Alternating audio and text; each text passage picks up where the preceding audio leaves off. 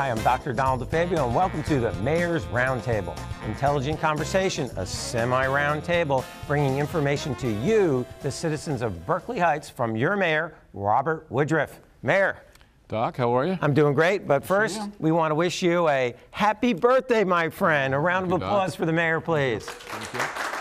Big crowd. Big crowd. Well, it's your birthday, so happy birthday here at your 39th, so enjoy it, okay? Long 39. That's it. You get to be my age, you stop counting, so enjoy them while you can. You know, things are moving fast.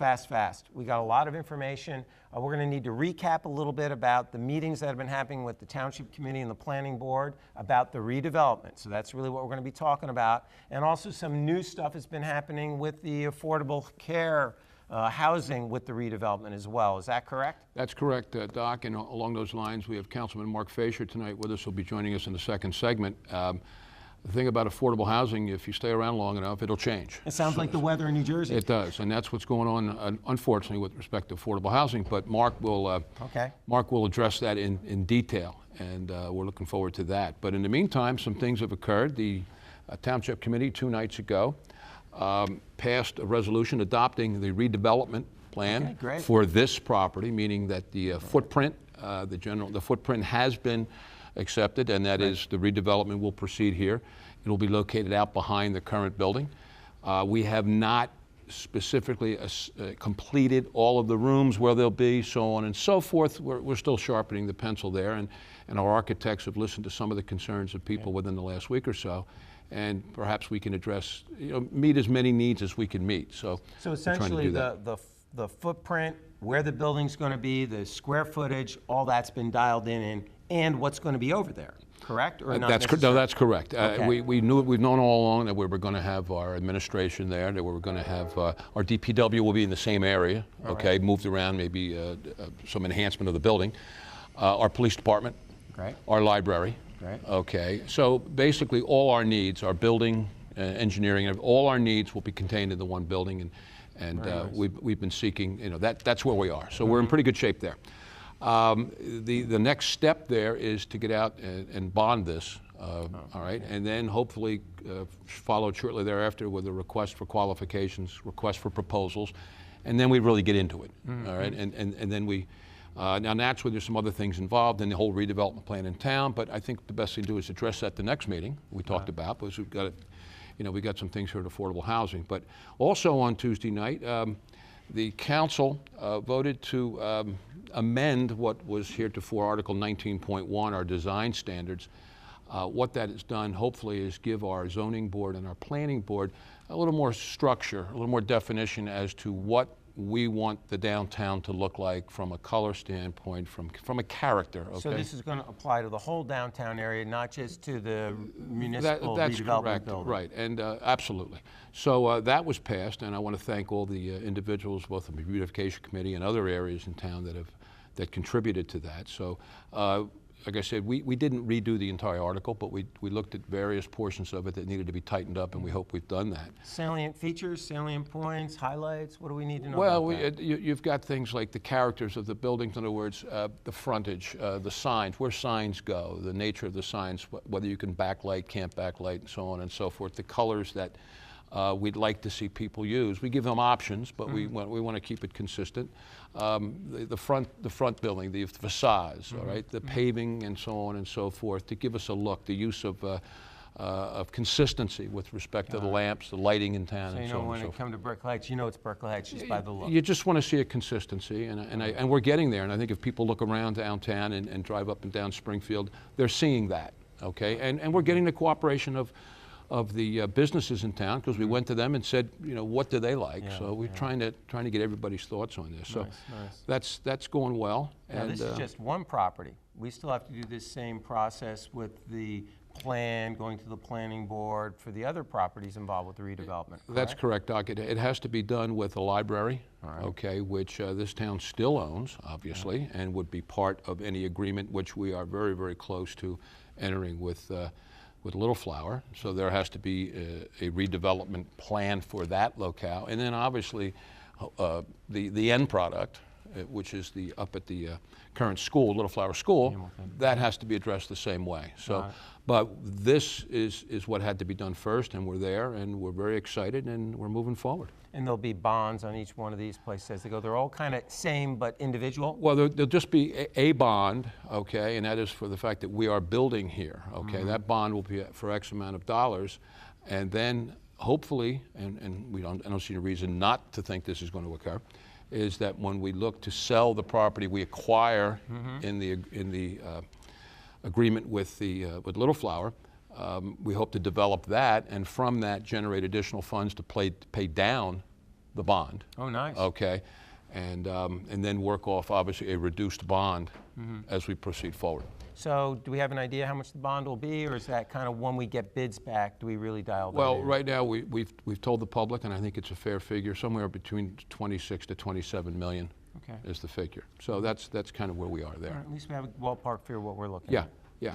And other than that, as you know, Doc, the Veterans Memorial was dedicated last week, and we've had nothing but tremendous comments from all of our citizenry. And again, thank you to Ted Romanko and Gay Hollowell and so many other people that were involved in that. New Memorial Park, very nice, very nice. And I think there's a new park across the street. Do we want to talk about that Yeah, yet, or? no, I think we can at least talk about what is intended there. Okay, Vito Mondelli, the late Vito Mondelli, was kind enough to leave that property to the town, subject to the town taking it, and we determined we would do that, subject to not having to spend any money, all right, to deal with the property. And the executor of that property is looking to perhaps sell off a portion of it to fund then turning the rest of it into a park. Oh, nice. So it'll be nice. It'll Very be nice because Very fitting. it'll kind of run from Peppertown Park on the other side of the track. So we'll have that, and we'll have the obviously the Memorial Field and the Veterans Monument. So the whole area looks, I think, will really look nice. Nice. We're doing a nice progression in Yep. in the whole redevelopment theme. A little bit of park space, a little bit of memorial space, new space for the municipal offices, and then we're going to have plenty of parking for our commuters. So I think it'll be nice. Correct. I'm excited. Well, I think we all are, Doc. And next Sunday, obviously, is Street Fair. Nice. Okay, and encouraging everybody to come out to that. We've had two or three or four of them. I can't keep track of them, but they've been tremendous. And so we're looking forward to that next Sunday. And Perfect. So I think that's a lot of good information, good updates. Make sure everybody comes to the street fair. We're going to really get into the affordable care on the housing. Affordable on the housing, Second, right. On the second act of the show here, shall we right. say. We'll bring So, Mark up and we'll get going. We'll get started. Sounds Okay. like a plan. I'm Dr. Donald DeFabio for the Mayor's Roundtable and the birthday boy, Mayor Woodruff. We'll be right back.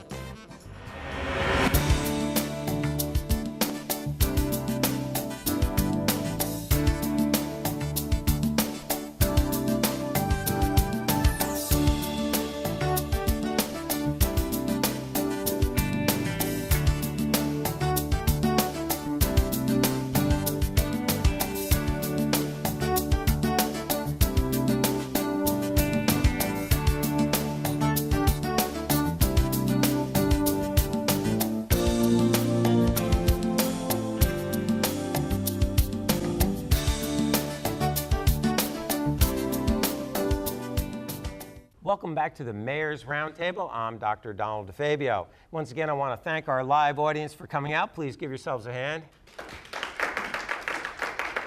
Remember that the Mayor's Roundtable is filmed at 6:45, 7 o'clock technically. Crew calls at 6:45, the third Thursday of every month right here in City Hall, so we welcome your participation. Mayor, you already told us who our next guest is, Councilman Fisher. Thank you very much for coming out again, a repeat guest. We appreciate that. Thank But you you're for not- having me. All right, you're not just a pretty face, though. Mayor, he's got some interesting information for us. Why Councilman Fisher tonight? Well, the affordable housing issue has been front and center with us for about the last year or so as a result of some court decisions, and Mark's going to get into a little bit of history of this. Okay. And it's extremely important for this town because it has ramifications not only from a fiscal standpoint currently in dealing with the litigation, but then dealing down the road with how we eventually bring this to some form of a conclusion. So Which is our ultimate goal. that's Get our this ultimate thing goal, closed. and Mark has been our point person on this. He's doing a heck of a job, and So I thought it was appropriate that he come and speak directly as to where we're at and hopefully where we're going. All right, well, Councilman, let's start with a little history. Why don't you give us a little background of where we've been, because this has been bounced around now for a little while, and then I guess we'll take it from there. Sure. I'm going to go through about 40 years of history in about 3 minutes, so it's a Good. tough thing to do All when right, you're talking about... we'll put our seatbelts on. Okay, there you go. I feel like, what's his name, Berman from ESPN. That's right. Anyway, in 1975, there was a decision called Mount Laurel that formed what we now know as the Affordable Housing Doctrine in New Jersey. And it involved a case of what was called discriminatory zoning, meaning using zoning laws to prevent what the plaintiff groups maintained was using the zoning code to stop affordable housing from being placed into towns. And that was a Supreme Court decision, and what's important about it is the court found as a matter of constitutional law in New Jersey that every town has the obligation to provide for affordable housing. After that decision, about 10 years later, the legislature enacted what's called the Fair Housing Act, and that was the statute that governs how the affordable housing program would be implemented throughout the state of New Jersey. That legislation created an agency, and it was, the acronym for it is COA, the Council of Affordable Housing, and that agency was developed to create regulations to implement the Fair Housing Act. And as a follow-up to that agency, there were a couple rounds of regulations and compliance by the towns, and this is from 1985 all the way up to roughly the year 2000. There was round 1 of the regulations, round 2, and with respect to Berkeley Heights has always complied with round 1, complied with round 2, and as a matter of fact, with respect to the affordable housing units that the township created through rounds 1 and 2, we actually have a surplus going into round 3.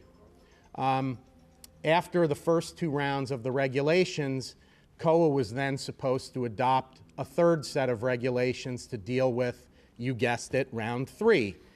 And despite roughly 10 years of effort, regulations were proposed. They went through the court system, went up to the Supreme Court. They were rejected and remanded back to the agency to create more regulations or modifications to them. Long and short of it is, March 2015, it went back to the Supreme Court. Court said to COA, where are our regulations? And COA said, we're deadlocked, court. We can't gain consensus on them. And what happened was the court said, instead of following regulations and leaving it to COA, the court took jurisdiction over the whole process. In Union County, there's 21 towns or so, and the Union County Court and the judges assigned to it, there are 2 judges. Those judges said, we're going to pick one town and have a backup town, and that singular town is going to be charged with trying the case on the methodology to determine the number of units that would be applied to each town within the county. What's troubling about that is that particular town would have to fund the entirety of the litigation. So an enormous burden on the town selected, and the other towns would simply have the right to intervene or participate on the side, even though the decisions resulting from that one town's litigation would impact all of the towns within the county. And so that process has ensued over the past few months. Different towns were picked, towns settled, and there's been somewhat of a carousel with new towns stepping up to defend that litigation. Well, on June 2nd, the court said, Berkeley Heights, you're that town. You're now selected to try the case, and Summit has been designated as the backup town. And as part of that ruling on June 2nd, the court said that the trial date is August 2nd, and 2 months to prepare for what is a pretty significant trial. This week, we went back into court. There was a scheduling conference, and the court granted a brief extension until September 6th to try the case. In response to this, and throughout this process, we've reached out to our legislators because, after all, this was originally a legislative mandate and our legislature is supposed to make the laws. Well, that hasn't happened to date so far. I spoke with Assembly Minority Leader Bramnick, spoke with Legislative Affairs down in Trenton, Senator Sweeney, his office, and basically there's a few bills in committee, but the committee is shut down through the summer, so there's not going to be a legislative solution to this problem in advance of our trial date. Berkeley Heights has complied in the past with our affordable housing obligations. We'll continue to comply in the future. Towards that end, we've reached resolution with a couple of the developers in town. One is 100 Locust. There's going to be a senior or age-restricted development on that site. The former King's property, there's going to be another development there. But basically, to resolve this, we need to reach accord with the plaintiff, which in this instance is Fair Share Housing Center. It's an NGO that's advancing affordable housing rights throughout the state of New Jersey. But the problem we're dealing with is that expert for the plaintiff says, first, that the township would have an 858 unit obligation for affordable units. That would translate to doubling our housing stock in town to roughly 4,000 units, because to construct that number of affordables, you'd need 4,000 overall units to build that number of units. The plaintiff has since dropped its number to 598. In contrast, our expert's around 200. So you can obviously see there's a large gap. We'll continue to negotiate with the plaintiff. We'll continue to comply as we always have. But with this trial date looming, we've got to plan for the worst and hope for the best. So the NGO is basically another state organization, or no? They're not a formal state organization. They're just formed. If you look at their website, they're interested in promoting fair housing rights throughout the state. So they're prosecuting, for lack of a better term, the litigation against all the municipalities throughout the state. This isn't unique to Berkeley Heights. Okay. Mark, let me ask you, how are they funded? We know how we're funded. We're funded by the people that are sitting here and the other 13,000 or so in this township. How are they funded? I don't know how they're funded, Mayor, but presumably it's through donation. What's interesting about it also is that also prosecuting a lot of these litigations against the towns are the Builders Association, because obviously they have a significant interest and they would like to see a lot of construction of both market rate units as well as affordable units. And part of what goes on is the developers will say, in order for us to build that number of affordable housing units, we need enormous density because we don't make any money off of the affordable units. Mark, explain the concept of density. The way planners and townships look at density is how many units can you fit on an acre of property, let's say. So if you've got single-family residential zones in our town, which we have quite a few of, you'll typically see a third of an acre or half-acre zoning, meaning one single-family home per third of an acre or half of an acre. What you have in the downtown district and in some of these project areas where we've identified for these projects, you're getting densities much higher for apartment uses. For example, could be 20 or 30 units per acre. Because you're going up as well. You're going up a little bit. Right. It's 2-3 stories, perhaps even higher depending on the location. So when you say higher, if Berkeley Heights right now we have, was a 2-3 story top maximum right now. Correct. And we're going to probably stay at that. Now, mind you, the developers certainly, any chance they can get, okay, to impact the town, because ultimately nothing would stop a judge from saying, well, I know that your town has a 3-story, But too bad. But too bad. Yeah. Okay, we don't want to be put in that position, and I don't believe that we are, but there are no assurances at this point in time, and these are the things that we're dealing with. Any credits from 2 going to spill over to 3? Do you know? Yeah, I think I said that, but Do we know if they're going to give us credit or recognize them, or they're going to say, no, you got to start from scratch? What's we don't know. interesting? What's interesting about this? You don't have those round 3 regulations enacted, so there isn't really a program to follow. The assumption is you're going to follow the same set of regs or something close to it as in rounds 1 and 2, but some of this is breaking new ground.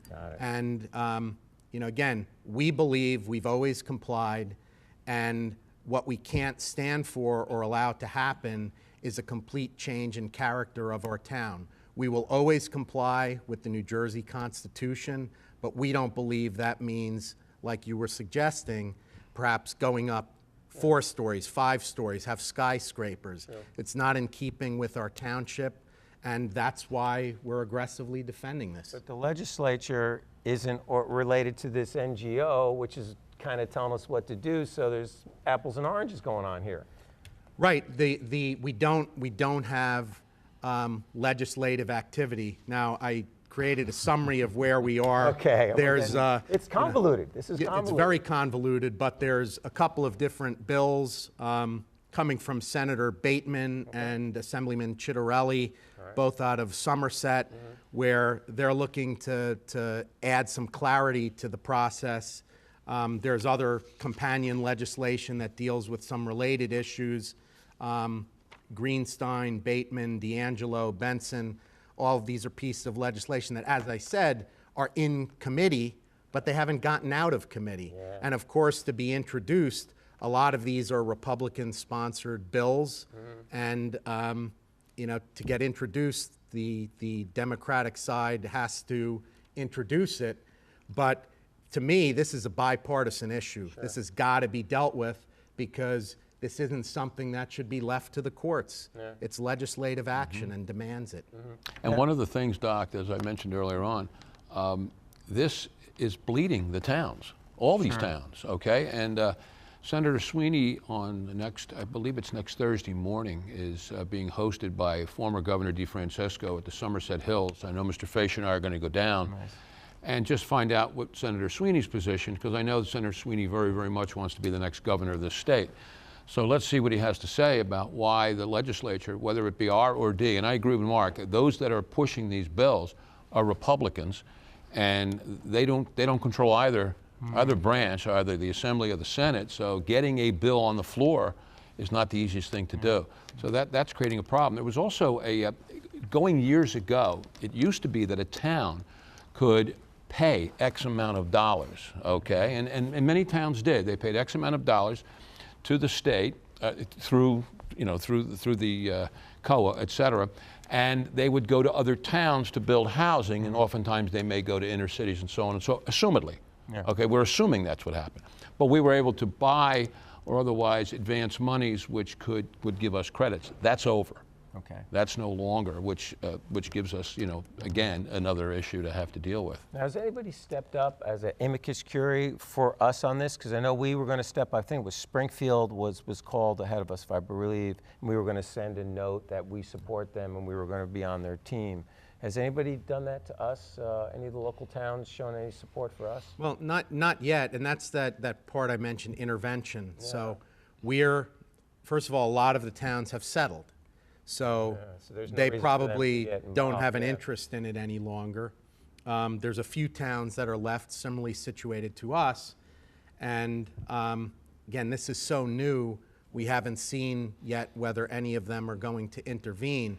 But that's not going to save us from not having to prepare the case, because we can't assume, one, a legislative solution, or two, that the case is going to settle. We will be prepared.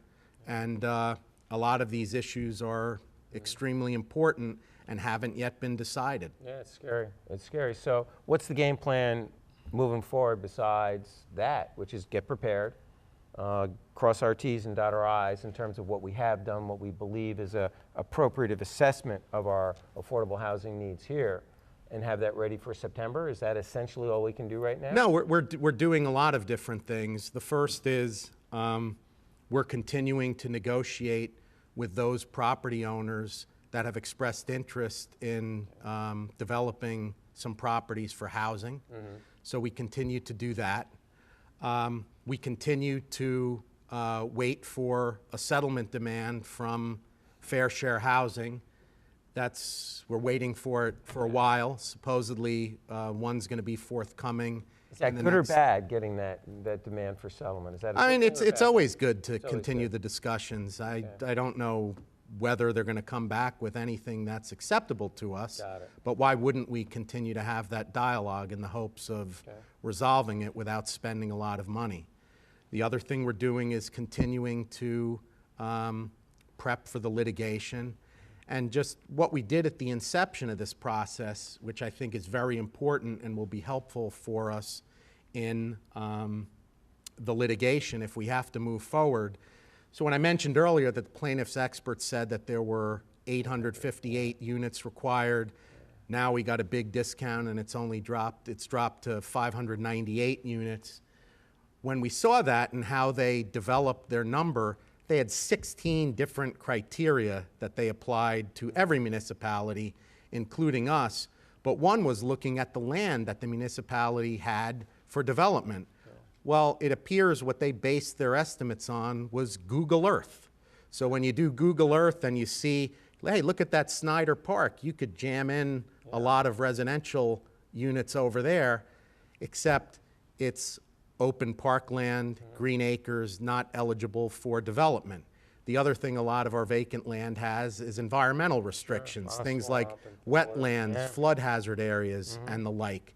So what we did is a painstaking effort looking at every open property in town to determine whether or not it was developable. And what we found was that it's not 150 acres, rather it's 4.5 acres that are open. Wow, So big difference. big Yeah, difference. that's huge. And you know, when we talked about density, how could you possibly, construct 598 units when you've got 4.5 acres of vacant land? Nice, good So- job. That's a good Well, job. that's huge. the frustration, though, Doc. Okay, somebody walks into court with a Google Earth map, okay, and says, "Here's my proof." All right. When we have individuals that have actually done the nitty gritty down and walked it, I recall when this first came in, up at which is now Nokia, the old Bell Labs. Well, they have areas of gardens, okay, that are gardens. Well, they said, well, here's developable land. Well, it's in the middle of it's a garden inside the middle of AT&T or Bell Labs, okay, and now it's Nokia. But that's the level that we're dealing with, and that's the frustration, because we're sitting here trying to approach this in a reasonable, professional manner, and this is what we're dealing with. So, Councilman, when do you think we should get the next update? What are you thinking? Daily, I know. But for the citizens, when can they should keep posted? Well, we report on this every meeting. It seems like the past 2 months, every meeting, there's been a significant change. Okay. So I fully anticipate at the next meeting, which I think is June 28th, All right. we're going to have yet another report on where we are. So, come to the meetings, attend the meetings, stay abreast of what's happening. We're getting it to you as it comes out, but it'll already be a week late, and that's, in today's day and age, that's old news. Mayor, closing comments for the show? I just want everybody to know that we're working extremely hard on this. We've got some outstanding professionals. We're doing what we think are in the best interest of the people of Berkeley Heights. As I said, Mr. Fasher is our point person. He's very involved in this. He's an attorney by trade. And, we just, all we can do is assure the people that we're working very hard on this. Enough said. For Mayor Robert Woodruff, Councilman Fasher, thank you again for joining us. I'm Dr. Donald DeFabio, the Mayor's Roundtable, keeping you informed. Have a good night.